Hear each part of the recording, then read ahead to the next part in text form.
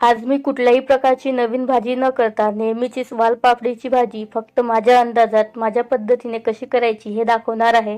फक्त 2 कांदे आणि 1 टोमॅटो वापरून आज आपण ही वालपापडीची भाजी करणार आहोत। वालपापडीची अशी भाजी तुम्ही शाळेचा टिफिन किंवा ऑफिसच्या टिफिनसाठी अगदी आरामात करून देऊ शकता। जास्तीत जास्त 15 ते 20 मिनिटांमध्ये ही भाजी तयार होते। तर जास्त वेळ वाया न घालवता आपण रेसिपीला सुरुवात करूया। भाजी करण्यासाठी इथे मी 250 ग्रॅम म्हणजेच 1 पाव वालपापडी घेतलेली आहे। तुम्ही ही वालपापडी बघू शकता, मस्त ताजी आणि हिरवीगार अशी आहे। सोबतच भाजीसाठी 2 मध्यम आकाराचे कांदे आणि 1 टोमॅटो घेतलेला आहे। सर्वात आधी आपल्याला वालपापडीच्या या शेंगा तोडून घ्यायच्या आहेत। यालाच काही ठिकाणी शेंगा खुडून घेणं असं सुद्धा म्हणतात। वालपापडीचा वरचा भाग थोडासा तोडून घ्यायचा। वालपापडीचा वरचा भाग तोडल्यानंतर सोबतच त्याचे शिरा सुद्धा निघून जातात। एका बाजूच्या शिरा काढून झाल्यानंतर दुसऱ्या बाजूच्या शिरा सुद्धा याच पद्धतीने काढायचा आणि नंतर वालपापडी तोडून घ्यायची, किंवा व्हिडिओमध्ये दाखवलं या पद्धतीने आपल्याला वालपापडी तोडून घ्यायची आहे। वालपापडीचा शिरा काढणं हे खूप महत्त्वाचं आहे। वालपापडीचा शिरा काढला नाही तर भाजी लवकर शिजत नाही आणि चावताना त्या शिरा सुद्धा चावल्या जात नाहीत। याच पद्धतीने उरलेली सर्व वालपापडी मी तोडून घेते, म्हणजेच खुडून घेते। तुम्ही बघू शकता इथे मी 1 पाव वालपापडी पूर्ण तोडून घेतलेली आहे। आता यामध्ये आपल्याला पाणी टाकायचं आहे आणि वालपापडी बुडेल एवढं पाणी यामध्ये टाकायचं। हाताने थोडंसं पाण्यामध्ये एकत्र करून घ्यायचं आणि फोडणीची पूर्ण तयारी होईपर्यंत ही वालपापडी आपल्याला पाण्यामध्ये असेच ठेवून द्यायची आहे। दुसरीकडे 2 मध्यम आकाराचे कांदे आणि 1 टोमॅटो आपण घेतलेला आहे, ते आपल्याला बारीक कापून घ्यायचं आहे। आजची ही भाजी आपण सुकी करणार आहोत, तर त्यासाठी कांद्याची कुठलीही प्रकारची पेस्ट वगैरे करायची गरज नाही आणि शक्य तितकं बारीक आपल्याला कांदा हा कापून घ्यायचा आहे। इथे आपले कांदे कापून होत आहेत, तोपर्यंत तुम्ही चॅनलवरती नवीन असाल, अजूनपर्यंत चॅनलला सबस्क्राईब केलेलं नसेल तर लगेच सबस्क्राईब करून टाका। सोबतच शेजारी बेल बटन दाबून ऑलवरती क्लिक करा।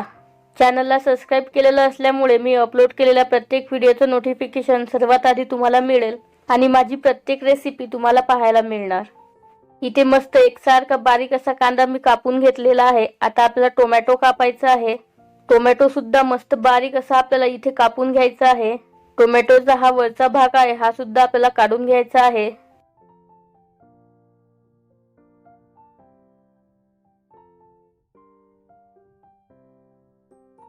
इथे माझा कांदा आणि टोमॅटो मस्त एकसारखा बारीक असा कापून झालेला आहे। आता आपण लगेचच फोडणीला सुरुवात करू। तर फोडणी देण्यासाठी कढईमध्ये मी 2 पळी तेल टाकलेलं आहे। तेल हलकसं गरम झाल्यानंतर यामध्ये पाऊण चमचा जिरे टाकायचं, पाव चमचा हिंग टाकायची आणि 5 ते 10 सेकंद तेलावरती परतून घ्यायचं।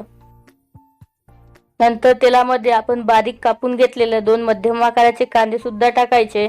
10 ते 15 सेकंद तेलामध्ये कांदा परतून झाल्यानंतर यामध्ये आपल्याला अद्रक आणि लसूणची पेस्ट टाकायची आहे।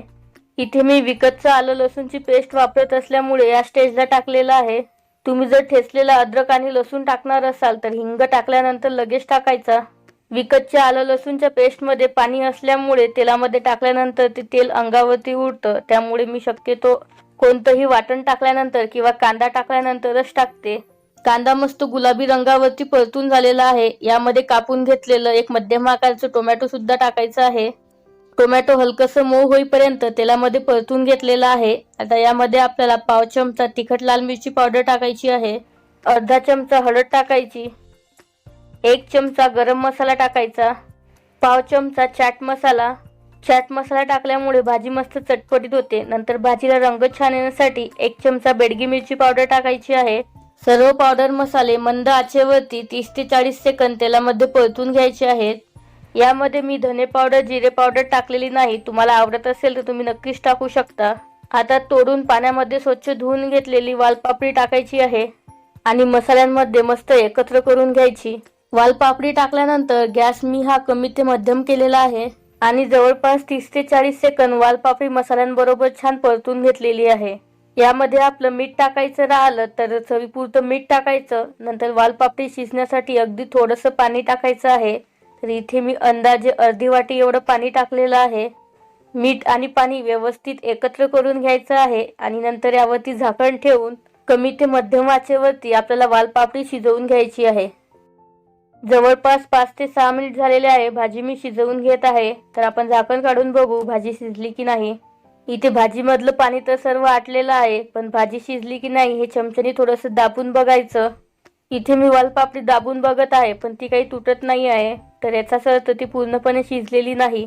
सोबतच भाजीमधलं पाणी सुद्धा पूर्ण आटलेलं आहे. तर यामध्ये मी परत थोडंसं पाणी टाकलेलं आहे, म्हणजे पोहे खाण्याचे 2 ते 3 चमचे पाणी टाकलेलं आहे. भाजीमध्ये पाणी व्यवस्थित एकत्र करायचं आणि यावरती झाकण ठेवून सर्वात कमी आचेवरती भाजी आपल्याला 3 ते 4 मिनिट शिजवून घ्यायची आहे. 3 ते 4 मिनिटानंतर तुम्ही बघू शकता भाजी मस्त शिजलेली आहे आणि भाजीमधलं पाणी सुद्धा पूर्ण आटलेलं आहे आणि भाजीला थोडंसं तेल सुद्धा सुटलेलं आहे. यावरती बारीक चिरलेली कोथिंबीर टाकायची आणि भाजी आणखी जास्त चविष्ट बनण्यासाठी यावरती थोडासा म्हणजे पाव चमचा किचन किंग मसाला टाकायचा.